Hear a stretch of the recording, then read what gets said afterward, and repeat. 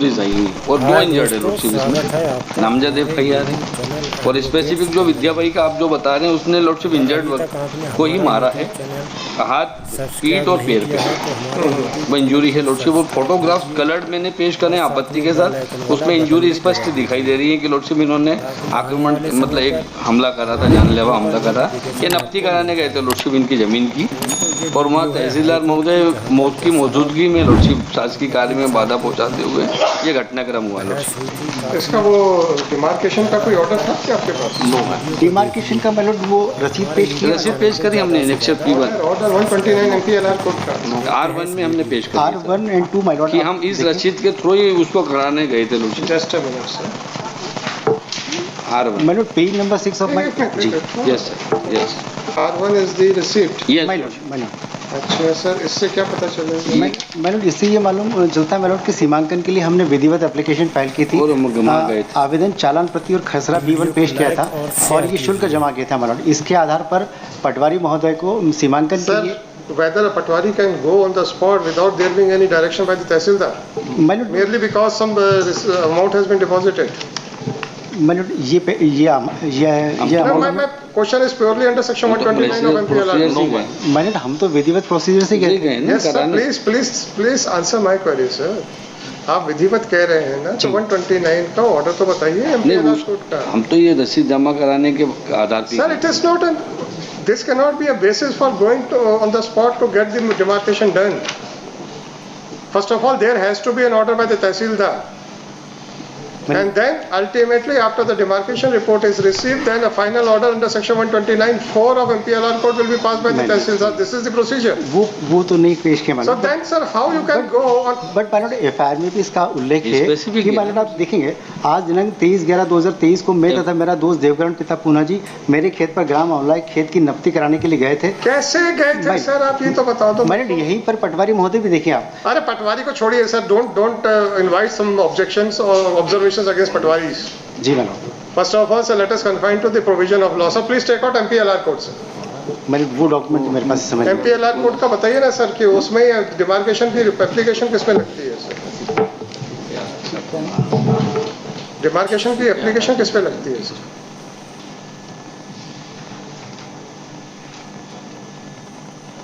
महेंद्र जी आप ही बताइए, आप तो नफ्ती कराने गए थे। नफ्ती कराने गया था। आपकी डिमार्केशन की रिपोर्ट एप्लीकेशन किस प्रोविजन में लगती है? हमने वहाँ लगाई थी सर। किस प्रोविजन में? तहसील में लगाई थी। किस प्रोविजन में लगती है इतना बता दो ना। तहसील में सर जो भाई साहब किस प्रोविजन में लगती है? 129 में लगती है। I know that. 120. Don't speak out, sir. I know that. I just want to verify that whether the complainant who had moved an application, whether he is aware of not. Merely by depositing the fee, how can he say that he has obtained an order? How he persuaded the patwari to go along with him? हमारे video का पटवारी भी मौके पे sir. मैं होगा पटवारी कोई भारत का कोई बहुत बड़ा अफसर नहीं है सर कि where we are bound by. Please justify your action that without there being any order under section 129 of MPLR code how you can go on the spot to carry out the demarcation. हमारे video का notification that is the only simple question sir. हम अपने YouTube channel पर मैंने वो आदेश तो इसमें है Then what can be done? मेरा उसके बाद मैं क्यों क्वेश्चन पूछ रहा हूँ? Then opposite party may have a right of private defense also. That's why I am putting that question. My Lord खेत मेरा था, खेत मैंने बेचा तो मैं अपने There appears to be some land dispute between the parties, right? The civil suit is pending. Fine. Without obtaining any order, preliminary order for demarcation, you went on the spot. उस जमीन की नफ्ती करने नहीं गए थे sir. हमारी पास में जमीन है उसकी नफ्ती करने गए। इसकी जमीन के लिए तो भैया ओवरलैप हो रहा होगा, जो भी हो रहा होगा। नहीं सर। अच्छा, where is that order, sir? Please point out also. Please point it out, sir. Where is that order under section 129?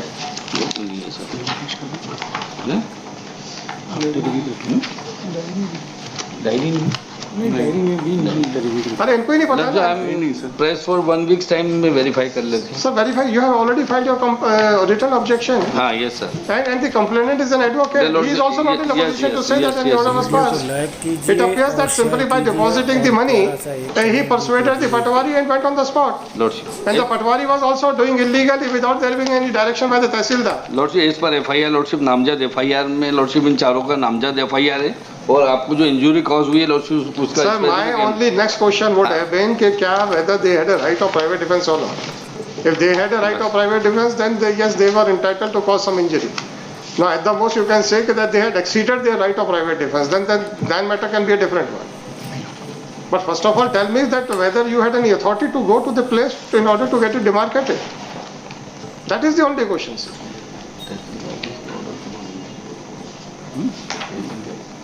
Order नहीं से होता है, वही करते रहते हैं। नहीं है ऑर्डर लॉर्डशिप जिस आदेश के आधार पर तहसीलदार महोदय गई थी तो ऑर्डर हुआ लॉर्डशिप उसके आधार पे गई है जो हमने फीस जमा करी है।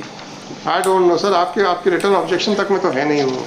आपने वो आदेश पेश, लेकिन हमने रसीद पेश करी लॉर्डशिप जो जिसके बिहाफ पे हम गए हैं लॉर्डशिप कराने।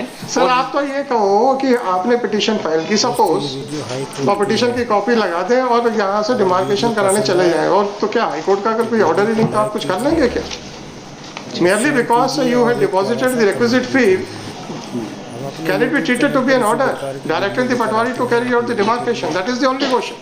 ताकि आप लोगों को कुछ मैरिट वो आदेश तो पेश नहीं करा, आदेश पेश नहीं करा बट माय लॉर्ड आप इनकी अगर इंजरीज देखेंगे माय लॉर्ड जी, माय लॉर्ड फ्रंटल बोन पर फ्रैक्चर है माय लॉर्ड, और चारों के हाथ में माय लॉर्ड लकड़ी है, चारों के मारने सर का मैंने आपसे एक ही रिक्वेस्ट की थी, मेरा ये क्वेश्चन जो है ये फाइनल क्वेश्चन नहीं था जी मैडम जी। इससे नेक्स्ट क्वेश्चन आता है right of private defence.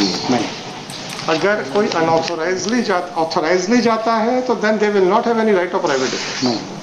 Unauthorizedly जाता है तो yes they have a right of private defense.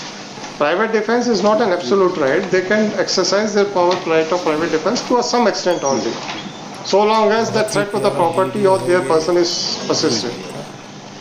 मेरा क्वेश्चन था with an intention to verify the second aspect. Lordship दूसरा ये है कि लॉर्डशिप ये क्रिमिनल हिस्ट्री शीटर है लॉर्डशिप। मैंने एक FIR फाइल करा है सेम नेचर में गवर्नमेंट सर्वेंट को लॉर्डशिप इन्होंने मारा था एंड पेन 16 पे लॉर्डशिप सेम नेचर का ऑफेंस है 353 का, तो ये हैबिचुअल ऑफेंडर ही है लॉर्डशिप। पेन 16 पे गवर्नमेंट सर्वेंट को जब वो लाइट के लिए आए थे लॉर्डशिप ट्रांसफर पर बदलने, तो वहाँ पर भी इन्होंने सेम जी लॉर्डशिप